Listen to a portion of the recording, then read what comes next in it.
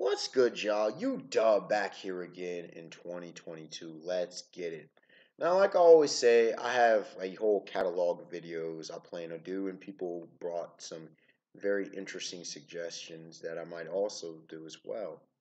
But on this channel, for those of you, if you've been around for any extensive amount of time, you already know I like to switch it up. You know I like to give y'all different types of content. You know I like to visit different types of subjects and just show you different intellectual stimulation.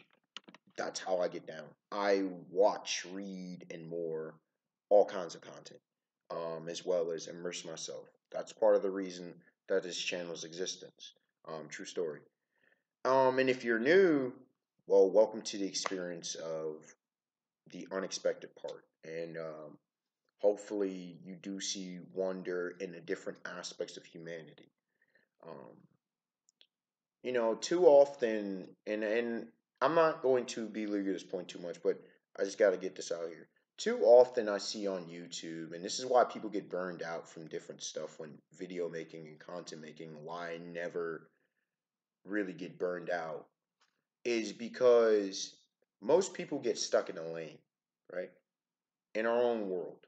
And again, I'm not trying to make this too overly philosophical. We're going to get to the subject, but I think it's important to consider it because I'm going to talk a lot about human ingenuity in this video and the amazing craftsmanship and amazing different solutions to different problems that different men have come up with throughout our times, right? And in this YouTube game, a lot of people don't want to branch out outside of their bread and butter. They get comfortable. And a lot of people in general get comfortable. But these vessels here on this list, in this top five, is mankind going, what can we do to go outside of the simplistic boom, boom, bang, bang, let's just get it done? These are literally, and I will debate and argue anybody on this about this list. This list isn't haphazardly put in, as I'll explain. It takes into everything. It takes in mobility. It takes in, once again, ingenuity, craftsmanship, purpose. It takes in tech level. It takes in, you know, revolutionary aspect. It takes in practicality. It takes in impact. It takes in all sorts of aspects, right? And as a disclaimer, I'll just put this out here for the people. For you European fanboys, y'all gonna be butthurt. I already can tell you that the Europhiles are going to be butthurt. There is no Spanish galleon on this list. Oh hell no. No, no, no, no, no. I am not putting a vessel that requires so much lumber that is only surfaced for like one thing, is a product of its era, but does not hold its water throughout history. Yes, it might have sailed the seas and whatever, it had the cannons. Let's be honest, it's not that good of a vessel. It's nice. Maybe scratches the top 10. Maybe I'd have to really sit back and think about it. But no, we don't have any Trieste, however you say it, any Greco-Roman ships not making this top five. Not a chance. No. I'm not putting a warship on there that just its sole purpose is to ram into another warship. I'm not putting like some of these slave vessels that take like 200 men or whatever it is to row. It takes massive manpower, takes massive just cost, and it's like, bro, what is this? There are better warships than that. There just are. All right. So without further ado, coming in at number 5, it is going to be a great shocker to so many and just shows you that this list is encompassing all of humanity. The war canoe. Now, y'all heard me right. There is such a thing as a war canoe, and if you don't know, you need to look up what a war canoe is. There are variations. I believe the Samoans, I saw an image of the Samoans having one. African tribes have had them. Of course, the Native American tribes have had them. Okay, throughout the Americas. You can go North America, Central America, and South America, right? The war canoe. What I love so much about the war canoe, before I get into that, another YouTuber myself, this is about a year or so ago, he was clowning it. It was kind of debating, trying to show, because it was like, have you seen this war canoe? And the Alchemist, shout out to Alchemist. Uh, by the way, love the video, as you know, about you did a response to my top 10 dumbest One Piece theories video. I love that video, by the way. That's glorious. He was involved in it. He was just having fun. But I will debate anyone who comes at me against the war canoe. Debate anyone. Because you don't have a legitimate point. You are using a modernist perspective and you're not actually building a vessel. I can tell. You've never looked at different vessels and different vessel types. I'm from South Florida. I'm from the Caribbean region. Right? I've seen various types of vessels. I'm going to tell you something. If you understand how they built the war canoes, you understand the craftsmanship that went into it. You understand the multi-purpose unit. You could go potentially fishing with these vessels. You could carry a good number of men. You could have a raiding party with this vessel. You had good amount of speed. You could do it in rivers. You can go out to sea with it. Just that aspect alone. Like, imagine a group of 10 to 12 Navy SEALs, for example. I'm not saying you couldn't have more. Just giving you an imaging. Having this type of tech. And going and doing what they need to do in an assassination mission. Or to take out the enemy objective. See, you have to look to apply, when I'm talking about these vessels, you have to look to apply to different things. A war canoe is useful in any era. It's, it's very sustainable. Doesn't take too much. I believe carving up one tree, as opposed to a galleon taking how many damn trees? Okay, like I said, not gonna beleaguer the point. We can talk in more in depth, but the war canoe had to get its love on this, man. The thing is just a beautiful stroke of, if you want to say, low tech genius by the engines. It's just, it does what it needs to do. And that always gets loved by me. Coming in at number 4, the Viking Longship. You see the smile. And listen, if you know, you in your image in your mind, you knew this had to be on here. You knew the Viking Longship had to be on here. Okay? I've always loved Viking culture, and I've loved ancient Spartan culture. Okay? Amongst other cultures, but as a kid, those were from more ancient and more distant cultures were my 2 favorite cultures. Viking being number 1. Love Norse mythology. Is my favorite mythology of all, even though I need to study more. What I love so much about it, if I were to envision a ship, okay,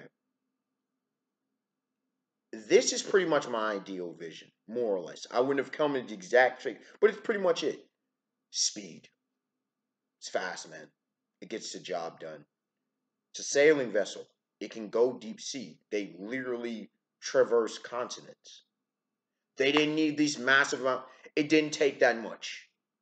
It didn't take that much. It took skill. It took sailorship, if that's a word, right? It took knowledge, which you get mad, respect for me. But if you look at it, it's so simplistic. But the beauty and the complexities in the simplicity, it's not wasted effort at all. And what I love so much about the Viking Longship is that they took their knowledge and their skill at warfare. They applied it to also their building of ships when it comes to exploration and when it comes to adventuring. Eventually, as merchants. The Viking Longship will stand the test of time in human consciousness as like the damn near perfect sailing vessel. It's nearly perfect. If it wasn't for some later inventions that are on this list, Viking Longship's the best. War canoes close, but the Viking Longship, I mean, come on, man. Think about it. No one could defeat the Viking Longship. Show me in one, you can say, well, it's the time period. Bro, I'm taking the Viking Longship whether it be as pirates, whether it be as a naval ship, over anything prior to 1800. I'm just taking it, bro. And like I said, we can debate that if you want to. But come on, man. As a raiding vessel, get in, get out. What more could you possibly want? And for those of you, well, you could have cannon fire. I am confident if the Vikings had the tech and they wanted to modify, you could have modified it easily. Come on, let's be honest. Let's just be honest. Coming in at number 3, this is going to be a shocker for a lot of people. The Steamboat. Here's why it's going to be a shocker, because I've picked 2 seemingly war vessels on this, and other ones will seem on this list will seem like they're like, but wonder you're showing militant. I said the best naval vessels. The Steamboat was number 1 revolutionary, pure and simple. Steamboat was really the first in at least probably, I don't know how many thousands of years, that wasn't reliant on sail, that was efficient. Okay? You could use a steamboat in rivers, just like I talked about the war canoe. Like, you have the propeller system. It's the precursor to a lot of modern aspects, and in some cases, way better than a lot of modern vessels, boats, and ships, right? The steamboat gets it done in every way that you want it, however you want to design it. If you want a flat bottom, if you want a more V-hull, if you want a more U-hull, however you want it. The steam technology changed the game. I don't really have to say too much. Just study the era and see how much it changed everything. And the only drawback to why it's just middle of the pack, well, part of the reason why it's just middle of the pack, is the fact of the fuel source. Other than that, and you can say speed, steam powered, I would say with the drawback why I would take from a militaristic standpoint, I would still take the war canoe, and I would still take the Viking Longship, because fuel source. Fuel source, and I probably can get fairly comparable speed.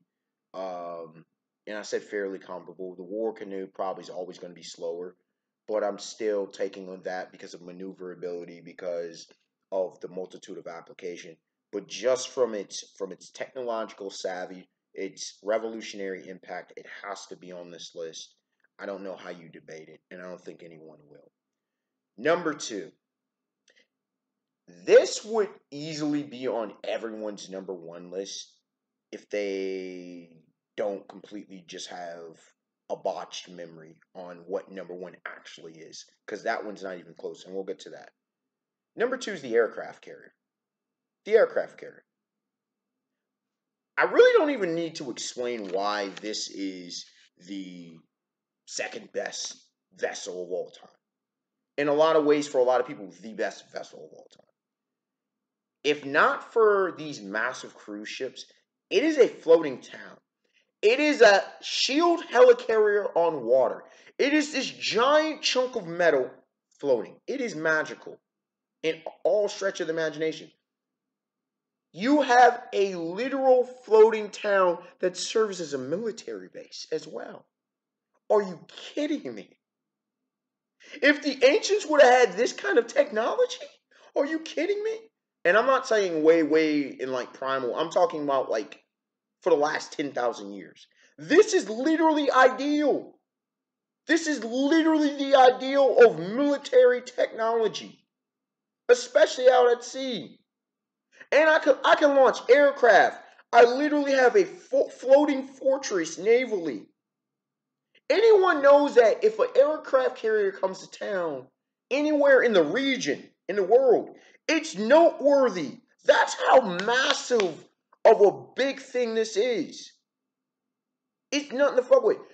This is literally, if you're a One Piece fan, Pluton or anti-Pluton level. That's how devastating this thing is, militaristically. From a strategic change standpoint, it changes everything. It changed everything with World War II. Because now, We don't have to, because the world, it became a world, truly a world war. And because you're over large expanses of water, now we can refuel. We can launch our ships even closer. We can bring the bombs and stuff closer. Are you kidding me? And if we were to just strip away the military application and just apply it to just living, come on, man. Like I said, if not for like these mega cruise ships, like it doesn't get too much better than this, man. It really doesn't. From a mass scale, it really doesn't. We get why the cruise ships do what they do, but this thing right here is just, it's just a thing of humans just thinking of things and applying their knowledge and pretty much pushing it to the damn near boundary. Because here's the thing, navally, I don't think you're above water anyways. You're going to get much more superior. The only way is if you're starting to get into a hydrogen tech, maybe nuclear fusion, maybe a few things to where it changes the whole dynamic of what you need from a vessel, sailing wise, with the whether it be the size, speed, etc. But other than that, for the foreseeable future, and y'all know I'm not a modern fanboy, and I'm not too huge on too much modern, but I gotta give credit where credit's due. We're not unbiased. We are unbiased on this channel. This is fair. This is about truth. This is about honesty, and we're being honest here. Coming in at number 1, and it's not even close. To be honest with you, this blows everything out the water easily. From a technological standpoint, to the application, to nearly everything except the amount of people it can fit.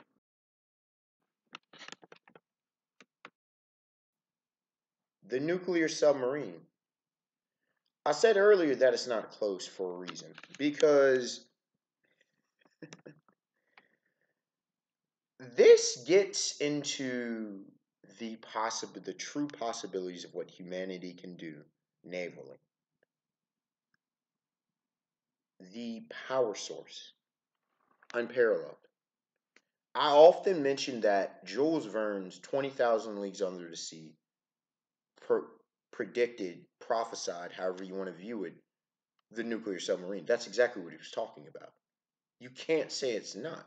Nearly a century ahead of time. Dude, you can go into deep sea ocean depths, be untraceable except maybe by radar and a few other sources. Do you understand how devastating that is? From a military standpoint, people can live underwater. That's something that humanity has fantasized and theorized for an extended period of time. It goes into concepts such as things like Atlantis, both in DC Comics and in Marvel Comics. Shout out to Arthur Curry, Aquaman. Shout out to Namor the Submariner. The potentiality of applying this tech to underwater cities. The potentiality of literally making even potentially better vessels. To me, this just scratches the surface. But for now, this is buying clearly the best naval vessel that humanity has ever created. Like I said, the only drawback is the amount of people. But being able to deal with barometric pressures, being able to finally find a fuel source that you can go for in an extended period of time, that you can relatively live comfortably. For ages, submersibles, whether it be free diving, scuba diving, um, I'm trying to think of the different sources. But then and I believe even in the Revolutionary War, there was like this law, like I know there was the tube strategy, but there was like this like barrel and this under thing. Then you had like the steam thing that kind of went undersea. You had the German U-boats, for example, that were devastating in their own way until they were countered during, I believe, I know definitely in World War II. I'm trying to remember if believe that some of the U-boats were in World War One but got upgraded. Anyways, don't quote me on that. It's been a little bit since I studied it. But yeah, submarines to me have always been highly fascinating. Submarines to me are, and I don't usually just speak from my own perspective, but to me, submarines are like the best tech or some of the best tech humanity has ever created. Because it's just like with rocket ships, you know, you're conquering something that is seemingly meant to be impossible to conquer, or at least you're navigating it. You're attempting to do that, and from that, that is humanity shining. How do we go out into the world and, if you want to say it's established dominance, or uh, be able to interact with a greater sense than what we normally could? And the nuclear submarine pushes us so far in advance towards that goal that, while I have mad respect for the war canoe, massive respect, I obviously have massive respect and admiration for the technological achievement that is the Longship. The Steamboat was highly revolutionary, especially in this era. And the aircraft carrier, I mean, come on, heard me glowingly speak about it. But this right here is the future in so many different ways. And, I'll end on this note. You see how humanity is applied to usage of technology towards destruction and war. You see what we can do technologically when we put our minds to it, when we put an effort, when it's a concerted effort. I would advise us, I would encourage us, I will always support doing these endeavors for the betterment of the whole of humanity. This isn't a utopian video, obviously. But come on. The things we in this video alone that we've created as a species, why can we not apply a lot of those principles on the simple stuff?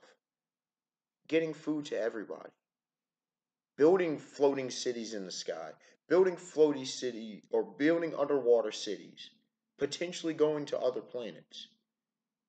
If we can do things like this, imagine what else we can do, and it will benefit everybody. Instead of holding people back, destroying ingenuity, artistry, destroying ourselves, and as well as just destroying Mother Nature and Mother Earth. But, till next time, till another video. All right, y'all. Have a beautiful day, beautiful night. Peace. And let me know what are some of your favorite vessels of all time. Do you think I was off my rocker, or do you think my list was actually accurate, fairly accurate? Let me know. I would love to hear the discussion, because that's the beautiful thing about it. This is my perception of the ingenuity. What is yours?